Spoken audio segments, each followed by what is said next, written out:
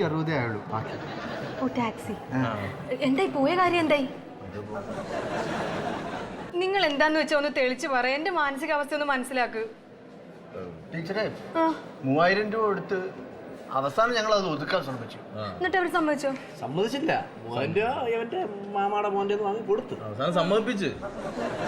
പിന്നെ വേറൊരു കാര്യമുണ്ട് ടീച്ചറെ, ഈ കാര്യം ടീച്ചറിന്റെ ഭർത്താവ് പോലും അറിയരുത്. ഇല്ല ടീച്ചറെ 3000 രൂപ എന്റെ മാവര കയ്യിൽ 2 ദിവസം കഴിഞ്ഞിട്ട് കൊടുക്കാന്ന് പറഞ്ഞാണ് വാങ്ങിച്ചു കൊടുത്തത്. കുഴപ്പമില്ല അത് കൊടുത്ത. പിന്നെ ടീച്ചർ ഇയാൾ ഒരു സംസ്കാരം ഇല്ലാത്തൊരു മനുഷ്യല്ലേ.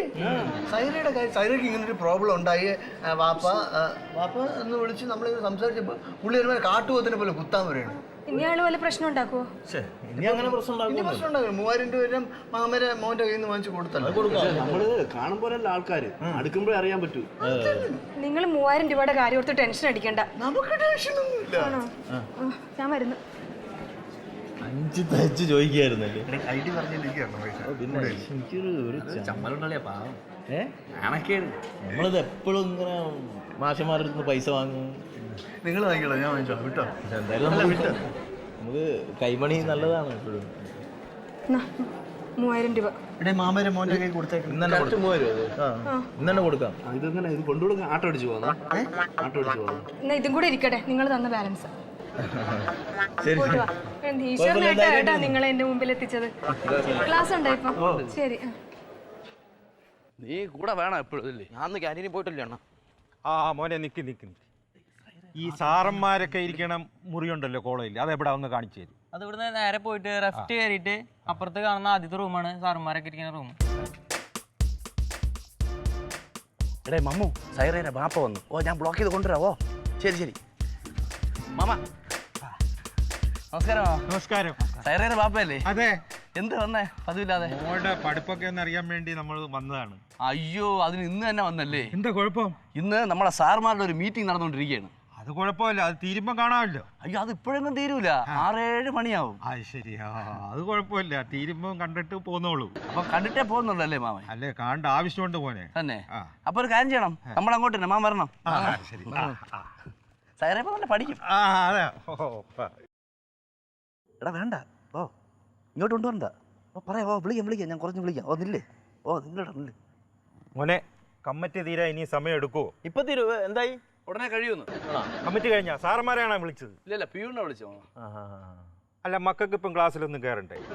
എനിക്ക് കണ്ടിന്യൂസ് ഫ്രീ പീരീഡ് ആണ്. ഞങ്ങൾക്ക് റെഗുലർ ആയിട്ട് ഫ്രീ പീരീഡ് ആണ്. അപ്പൊ ഈ സമയത്തൊന്നും ക്ലാസ്സിൽ കയറണ്ടായിരിക്കും. ഞാനോ പഠിച്ചില്ല. എന്റെ മോളെയെങ്കിലും പഠിപ്പിച്ച് നല്ല നിലയിൽ എത്തിക്കണമെന്നുള്ളതാണ് എന്റെ ആഗ്രഹം.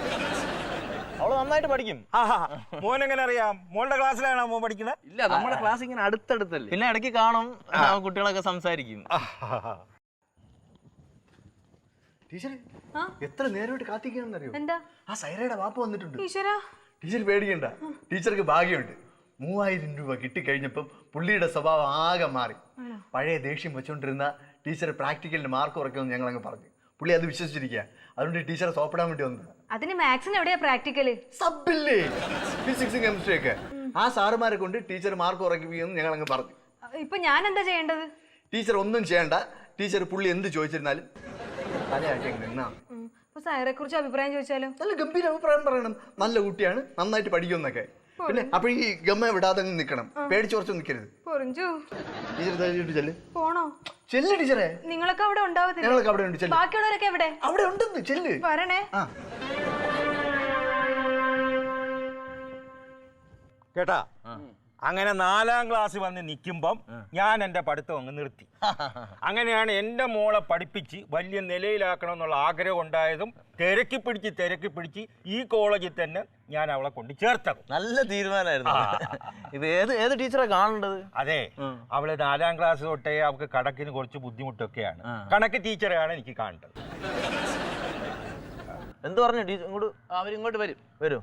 ടീച്ചറാ? ടീച്ചർ ഇങ്ങോട്ട് വരാന്നോ? ടീച്ചർ ഇങ്ങോട്ട് വരുന്ന അല്ല മോനെ, ടീച്ചർമാരെയൊക്കെ നമ്മൾ ഇങ്ങോട്ട് വരുത്തി ബുദ്ധിമുട്ടിക്കണം. നമുക്ക് അങ്ങോട്ട് പോയി കണ്ട. അത് സാരല്ല മാമ, പ്രായമൊക്കെ ആയതല്ലേ മാമ. ഇവിടെ ഞങ്ങളൊന്ന് പോയി നോക്കട്ടെ. ടീച്ചർ ഒന്ന് ഇങ്ങോട്ട് വിടാം. നിങ്ങൾ വിളിച്ചോണ്ട് ഇവിടെ ഇരിട്ടാ.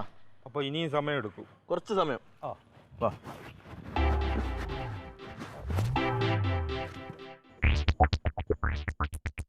ഞാൻ സൈറയുടെ ബാപ്പയാണ്. സൈറയെ കണക്ക് പഠിപ്പിക്കുന്ന ടീച്ചറല്ലേ? അതെ. കണക്കിലേക്ക് എങ്ങനെയാണ് അവള്? കുഴപ്പമില്ലല്ലോ? ഇല്ല, ഒരു കുഴപ്പമില്ല. നല്ല മര്യാദ അച്ചടക്കമൊക്കെ ഉണ്ടല്ലേ? നല്ല കുട്ടിയാ സൈറ. എന്റെ മോളായതുകൊണ്ട് ഞാൻ പറയല്ല, അവള് ഭയങ്കര മര്യാദക്കാരിയാണ്. വായിൽ നാക്കണ്ടോന്ന് നമ്മൾ തപ്പി നോക്കണം. പിന്നെ ഇനിയിപ്പോ അഥവാ അവൾ എന്തെങ്കിലും കുഴപ്പം കാണിക്കുകയാണെങ്കിൽ ടീച്ചർ നല്ല പിട കൊടുക്കണം, അല്ലെങ്കിൽ നമ്മൾ തെറ്റും. കുട്ടികളെ അടിച്ചു പഠിപ്പിക്കണം. എനിക്കൊരു പരാതിയില്ല കേട്ടാ. ഈശ്വര, കാശിന്റെ ഒരു വലിപ്പവേ. അല്ല, എനിക്കിപ്പോഴേ ക്ലാസ് ഉണ്ട്. പോയിക്കോട്ടെ. ശരി. നിക്കടാ അവിടെ. എന്ത് പറഞ്ഞു ടീച്ചറെ? ഓ, സമ്മതിച്ചു. എന്ത് സമ്മതിച്ച്? നിങ്ങളെ സമ്മതിച്ചെന്ന്. അതെ, ആ സൈറയുടെ ബാപ്പു പറയുക, ആ കുട്ടീനെ ഇനി തല്ലിയാലും വഴക്ക് പറഞ്ഞാലും ഒന്നും അയാൾക്ക് ഒരു പരാതിയില്ലെന്ന്. അയ്യോ ടീച്ചർ, അത് അബദ്ധവും. അയാളെ വാക്ക് കേട്ടാ കുട്ടിയെ ചീത്ത പറയാനാ തല്ലാന്ന് നിന്നാലേ 3000 ആയിരിക്കില്ല, പിന്നെ 30,000 ഒതുങ്ങുള്ളൂ. ഇതന്നെ ഒതുക്കി തീർത്ത കാര്യം ഞങ്ങൾക്ക് അറിയാം. ഓ, ഇനി ആ കൊച്ചു ക്ലാസ്സിൽ കിടന്ന് എന്ത് കോലം കെട്ട് കാണിച്ചാലും എനിക്ക് ഒരു പ്രശ്നവും ഇല്ല. എന്തായാലും നിങ്ങൾ ചെയ്ത തന്ന ഉപകാരത്തിന് വലിയൊരു താങ്ക്സ് ഉണ്ട്.